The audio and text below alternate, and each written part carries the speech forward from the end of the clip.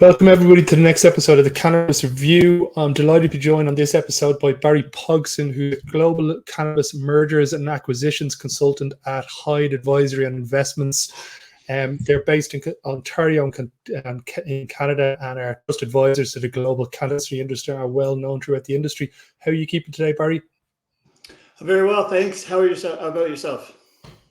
I'm fantastic, mate. Thank you very much for taking the time to join us on the show. I've been looking forward to talking to you now, man. With a wealth of knowledge and information in this industry. You've been in it for a number of years now. Can you maybe give everybody a quick little overview of how you got involved in the cannabis industry and how you ended up at Hyde Advisory Investments?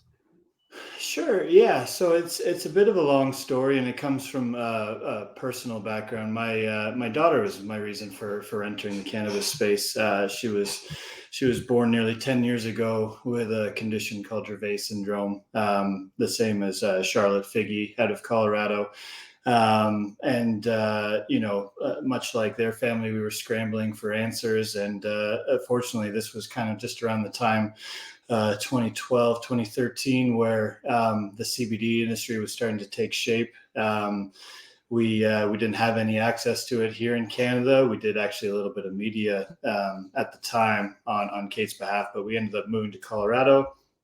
Got Kate started on CBD and kind of was there at the ground zero when things started picking up in Colorado. Ended up working with the largest CBD company at the time. Spent the last 9 or 10 years with them in various positions. Ended up in the last few years doing M&A work on the Canadian side, trying to get them into Canada. As happens often in the cannabis space, strategies shift, regulations change. Canada no longer became kind of part of their long-term plan. So I looked for, opportunities elsewhere. And David Hyde, who's a big name in the Canadian cannabis space, who I'd worked with previously, I reached out to him, and he was pivoting himself from more of the securities and regulatory consulting side into the M&A space. And he had room on his team for me. I've been with Hyde Advisory since pretty much the start of the year. And we specialize in M&A work in Canada and on the global side. And it's been an amazing opportunity. It's never boring. And especially on the global side, it's always exciting, looking into new countries with regulations changing, industries coming online, and working with people that are looking for either investment or partners, and people that are looking to acquire or put a stake into an up and coming company. Yeah, Hyde Advisory got a great reputation around the world for sure in the industry. First thing I wanted to jump on to you and talk about was cannabis merger and acquisitions. Now, I've got a couple of questions that I want to fly through on this topic. But first and foremost, do you see cannabis mergers and acquisitions only really starting to take place when the US federally legalized cannabis, because you have an opportunity then for maybe the core brands to come to the fore through mergers and acquisitions of the small, medium-sized competitors? Or do you see Canada more looking towards Europe and looking towards M&As in Germany and Portugal and some of the entities that are already set up over here? Yeah, well, I think it's a lot about people hedging their bets. On the U.S. side, it's, there's no real, transparent future where it's about to come online. It could be next year, it could be 5 years, it could be 10 years. Whereas in the EU and the rest of the globe, there's real legislation happening and real progress being made. We know Germany is bringing their rec market in. We know Southeast Asia is starting to come on board. We know Australia is getting serious, and South America. So until we see some kind of movement in the US, it's really just still very much a pipe dream. So in the meantime, especially Canadian companies, they're forced to look to the EU and to the rest of the world. It's not to say that Canadian companies aren't dipping a toe into the U.S. market, but it's still very much on a state-by-state basis. Nobody's looking for a nationwide strategy in the U.S. because we just don't know what it's going to look like. Yeah, because it seems Canada obviously have the leg up, I think, on everybody with the access to capital. I think a lot of the brands, let's say in the States, even the likes of Cookies and some of the larger operators, access to capital wouldn't be as free-flowing in Canada. Am I right in saying that, or are these US companies able to access capital outside their territory? It's twofold, really. Regulatory wise, in Canada, it's very easy to access capital, but the kind of crash and burn of the pubcos in Canada have really left a bad taste in Canadian investors' mouths. So while it's free flowing capital in Canada, there's not as much appetite here anymore. Whereas in the U.S., you're right, there's regulatory hurdles. But a lot of U.S. investors are chomping at the bit for ways to invest in new cannabis ventures. So it is out there. It's just there's roadblocks in their way. So they're very different animals, Canada and the U.S. in terms of access to capital. Very interesting. And tell me this, if you're, let's say, a piece of advice for a cannabis company that's growing, what is the right time to merge and what is the right time to acquire? Is there a template or a specific golden rule that you generally tend to companies to look for, or is it on a case-by-case basis? I mean, certainly there's a case-by-case element to it. But if I was thinking on general terms in a global M&A opportunity, if I'm somebody that's looking to be acquired, I find there's a bit of a wave, so to speak, in your lifespan. There's the early startup phase where you're raising capital or you have lack thereof, and you really just have these big, wonderful plans to build a facility. You have some of the right people in place, and the groundwork for the licensing and a decent relationship with the government. If you're stuck between a rock and a hard place in terms of your financing, maybe that's the opportunity to bring somebody in that has some experience, that has some capital, and you're going to give away a bit more of your company to make it to the next level. But if you're able to navigate that hurdle and get an operational facility, have some historical revenue, really be at the top of your game, and have something that's attractive. A good example of that right now is a facility in the EU that can do post-harvest processing and is GMP certified. That's not easy to find. It's very attractive. A lot of people want it, and now is the perfect time to look to be acquired. A company like Materia did just that. And then there's the later stage, and you're seeing that a lot in Canada, where you've laid the foundation, you've built something beautiful, it's been operational, but for whatever reason your business model is not working, the margins aren't there, or the regulatory burden is too great, and you can't make a run of it. And now your sales are declining, your lease payment is up for renewal, and you have to make an exit, or else you're just going to have to put the for sale sign up and sell it as a property and just abandon the business. So there's kind of three different stages, and certainly the very middle, where your revenue is on point and you have something that a lot of people want, that would be the Goldilocks time to make a move. Interesting. Yeah, back in the Materia Venture seem to have gotten their project pretty per over the last number of years. So do you see that basically these post-harvest processing facilities are more in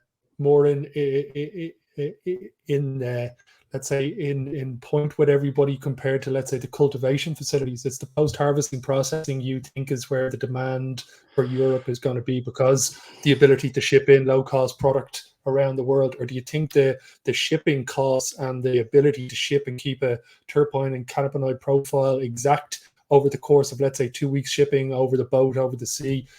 Is that the way to go, or do you think the cultivation in Europe is going to end up start peaking up?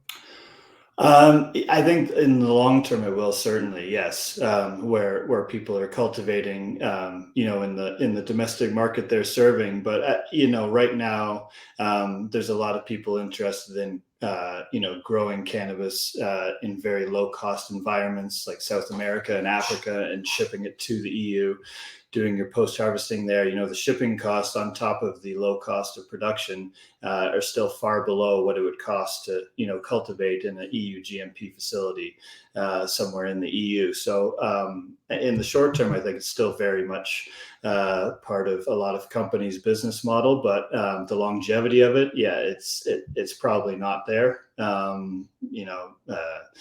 Many governments are probably going to start catching on to this little, greenwash technique, and putting in some regulations to block that. Yeah, okay. Next topic I wanted to jump on to, which one that pretty much every entrepreneur in the cannabis industry would like to get an answer to, and it's access to capital. But I'm not going to bore you with trying to tell me where you get access to capital. I want to give you 5 different potential businesses that they were to come in front of you. Which one of these 5 would be most likely to obtain funding, right? So option 1 is a biotechnology company biosynthesizing cannabinoids, requires double deca million, shall we say. Second option would be somebody who's got a cultivation operation. They've got their own genetics that they want to IP. The other option then is somebody who wants to open up a chain of dispensaries, starting with CBD, obviously in Ireland, and moving towards THC. And then the other one would be a laboratory that does the testing facilities and does governmental contracts. Which of those 4 businesses do you think is right? That's the one that I'd put my money onto, or would you likely split money across all 4 of them if the 4 of them came in front of you? Yeah, that's a very good question. I would also be curious, where these markets are. I think that would play into it a little bit. But if we want to Let's keep call that it part, Europe. We'll call it Europe because the audience would be European and we're an Irish media enterprise. Let's think of Europe in general. sure, yeah. Man, I think if it was me, I would split it between the biotech and the lab testing. That's not something that everybody can do, and out of biotech, you're going to get quite a bit of IP and stuff that's not easily duplicated. Yeah, retail chains are a tough game. It's an easy answer in Canada. I would stay well away from a retail chain or cultivation, even with their own proprietary strains, to be honest. But yeah, I think the future is biotech. So if I'm investing for the long term, that's where I'd probably put 80% into biotech and 20% for lab testing. Lab testing, the future is a little bit, I think it's a very important element to the cannabis industry, but you're very dependent on government regulations. So you could be the most important part of the value chain, depending on what the government requires of cultivators, or you could be just one of 100 if it's a very simple COA that you're producing with THC, CBD, and pesticides and microbials. So it depends. In the UK, lab testing is looking like it's going to be very important for CBD with novel foods and whichever direction they go there. So yeah, I would hedge my bets and have some form of split between the first and the last option. Interesting. Before I let you go, quick, when you mentioned the UK there, as somebody who owns another business who deals with the UK post Brexit, I'm fully too aware of the fucking nightmare that involves dealing with business from the UK to the EU now.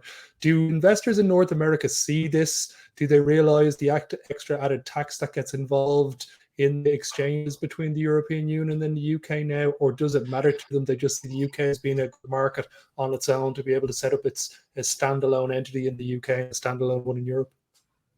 Yeah, I think the educated North American company appreciates that they're very separate markets, and it would be beneficial to have, if you are truly a global player, to have an asset in the UK and a second asset in the EU.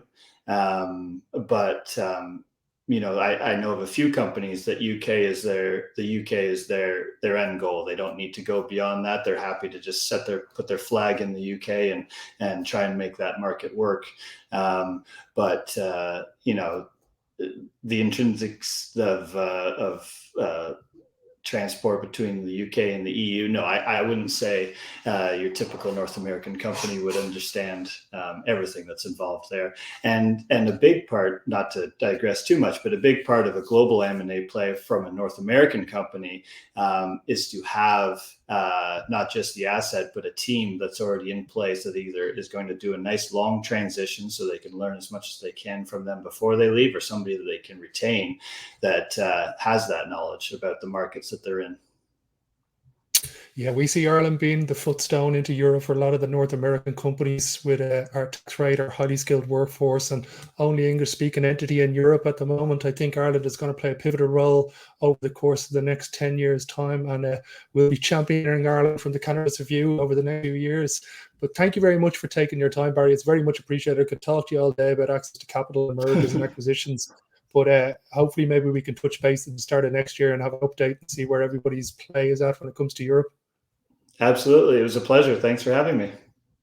Thanks everybody for watching. See you in the next episode.